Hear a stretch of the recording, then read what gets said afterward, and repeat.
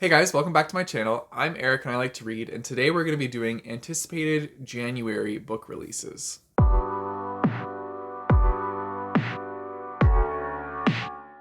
Now, I know that January has already started, so some of these releases could have come out already, but I'm going to go over some books that I am excited about coming out in January, or some books that I think you guys will be excited about. I'm going to mention a bunch of them here, and yeah, let's just find out all the new books that are coming out. I really like doing these videos because it's fun to explore all the different genres and see all the new things that are going to be gracing our shelves in the months to come. So yeah, I'm looking forward to going through this list with you guys. Also, before we dive into it, I just wanted to say again, thank you to everybody that participated in the Reindeer Readathon. We actually calculated the points and had our winning team. So the winning team for this year was Team Stalking.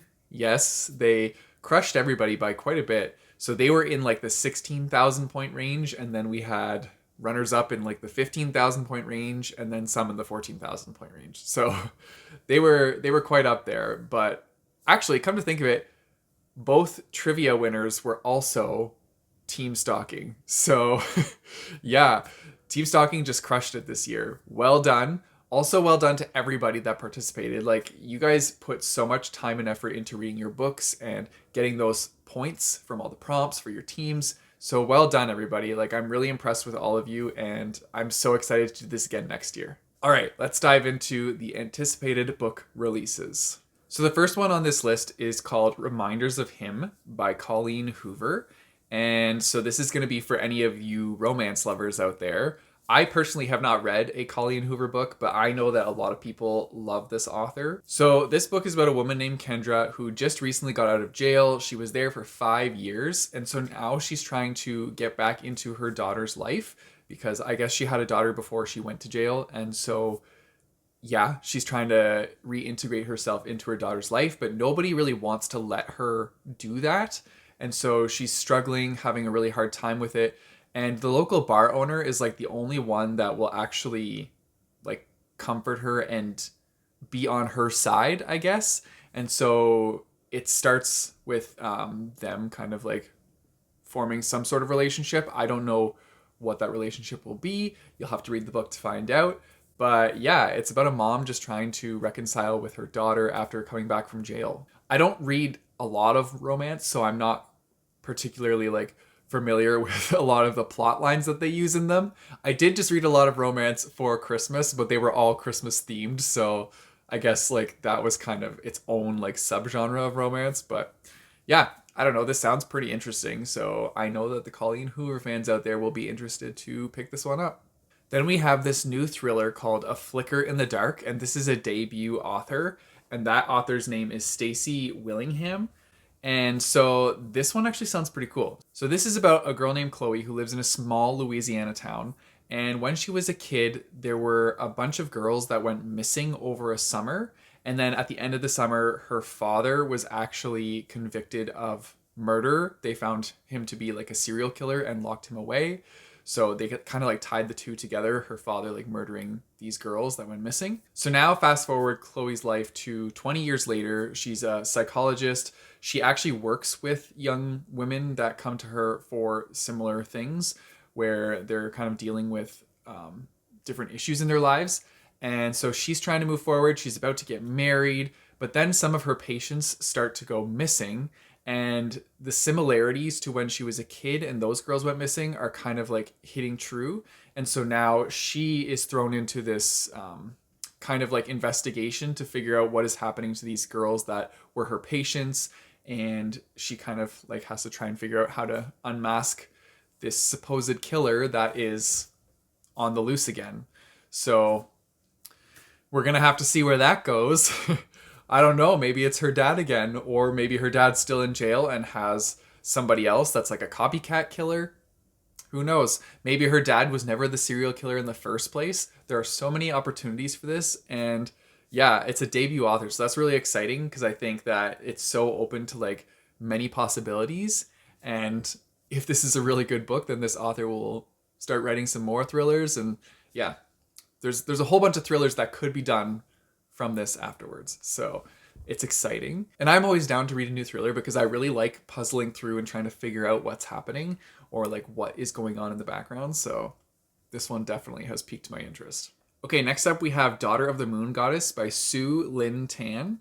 I'm gonna read the synopsis for you guys because I feel like I'm better at giving synopsises when it's like a thriller or a romance novel, but when it comes to like fantasy, I always feel like I butcher it. So I'm gonna give you the actual synopsis for this. Growing up on the moon, Xing Yin is accustomed to solitude, unaware that she is being hidden from the feared celestial emperor who exiled her mother for stealing his elixir of immortality.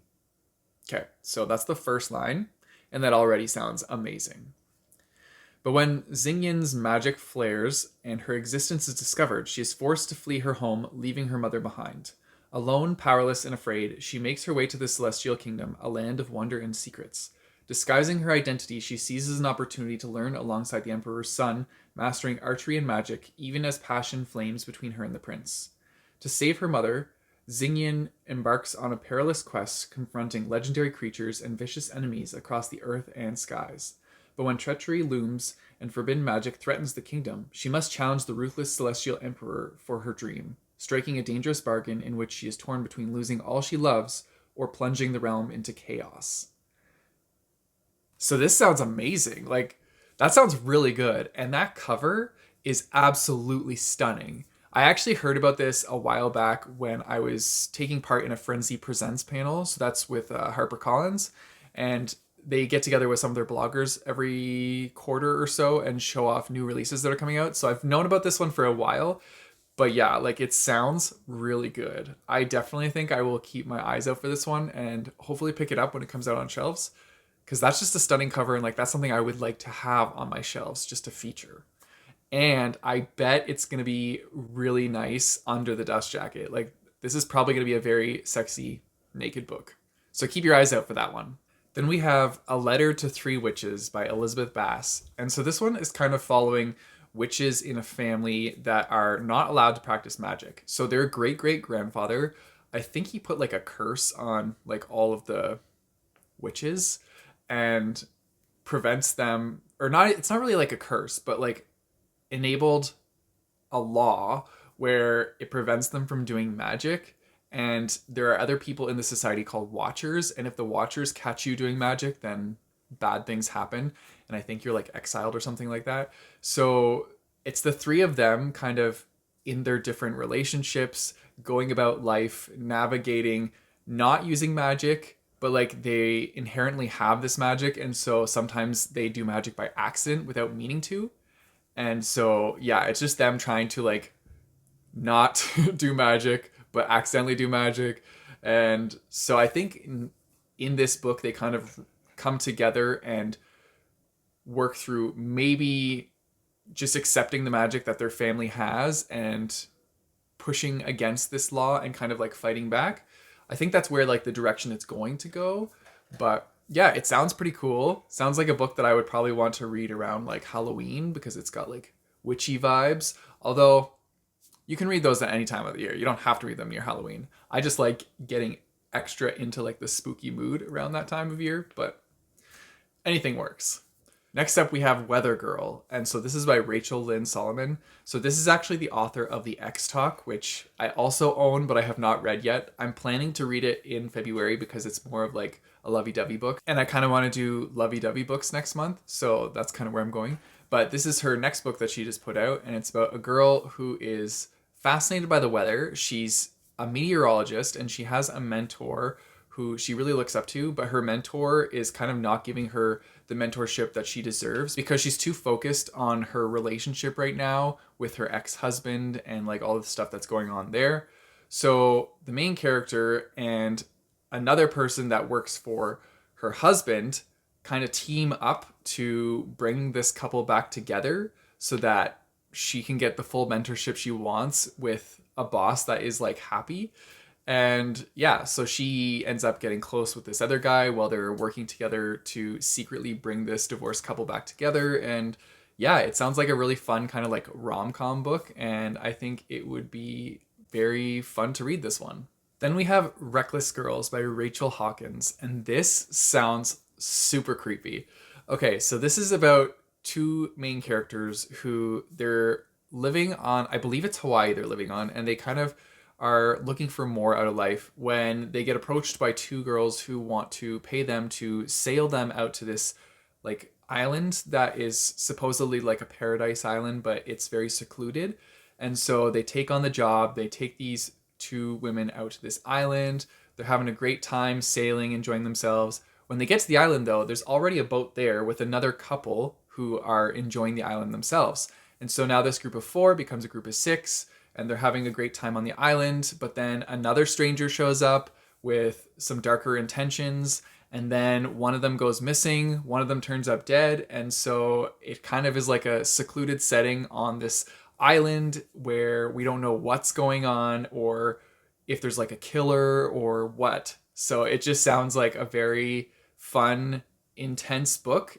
I think it really like goes from one medium to the other and just gets super intense quickly. So I'm really looking forward to like picking this up if I can find it, because it does sound very intriguing.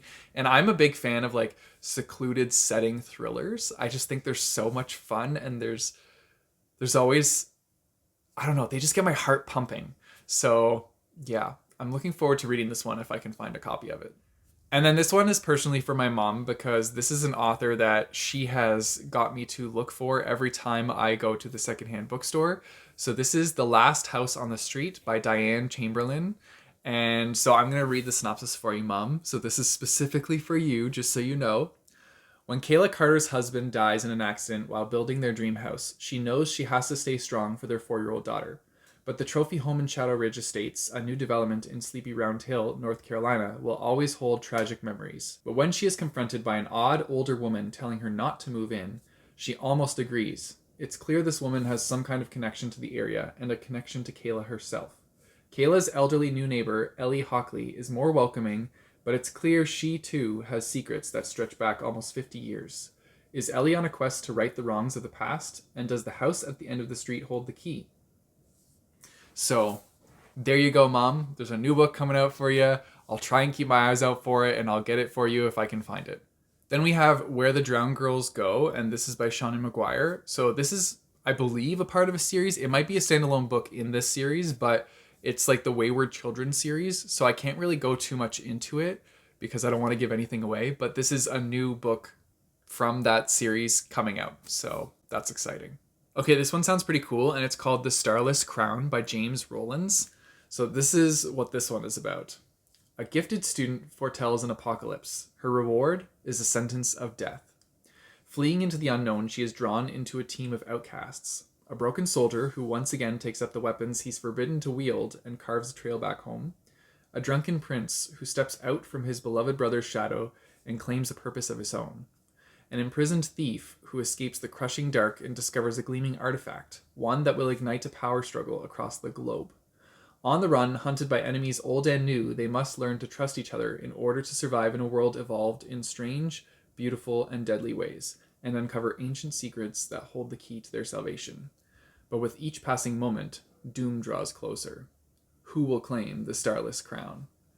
So that sounds really cool. I have no idea like where this is gonna go, but it sounds pretty awesome. I think the part that really got me was like the soldier who's forbidden to wield weapons draws up the weapons again to forge his own path, and I was like, okay, that's pretty cool. Like, I want to see how this warrior does, and yeah, I don't know. I want to know why they were forbidden to not use weapons anymore. Like, obviously they are probably a really badass warrior if they're forbidden to use the weapons in the first place. So I think there's going to be some pretty cool fight scenes in this book. Anyways, this one has definitely piqued my interest. Okay, this one is just like a joke. Well, it's not even really a joke. This is an actual book that came out, but I'm not drawn into it because of the synopsis or anything. I'm drawn into it because of the cover. So this is The Summer Proposal. The reason I'm drawn into this is because the man on this cover is somebody that I follow on Instagram. Like, they're a real person, and I believe their name is Michael Yerger, and they were also on a season of Survivor. So that's why I'm laughing at this one, because I'm just like picturing Michael on Survivor, like going through trying to complete the challenges, and then all of a sudden now he's like this book cover icon. So Well done, Michael. You've done well for yourself. You've become a book cover model. So props, man. And those are all the books that I'm going to go over for January. So keep watching the channel if you want to see this, because I do this every month, but I'll do it like a little bit before each month. This one's just a little bit late because I was very busy over the Christmas holidays. But yeah, if you want to know upcoming books coming out before each month, then subscribe to my channel because you'll see it. Anyways, let me know if you are excited about any of these books that I've mentioned today, or if you know any other January releases that are coming out. Definitely let me know in the comments down below. If you guys want to support me, I have a Patreon and a Ko-fi page, as well as a link to get my bookmarks, which I'll put in the description down below. Don't forget to like and subscribe. Hit that bell notification button so you get notified when I post new videos. I post my videos on Mondays and Thursdays. And until next time, keep on reading.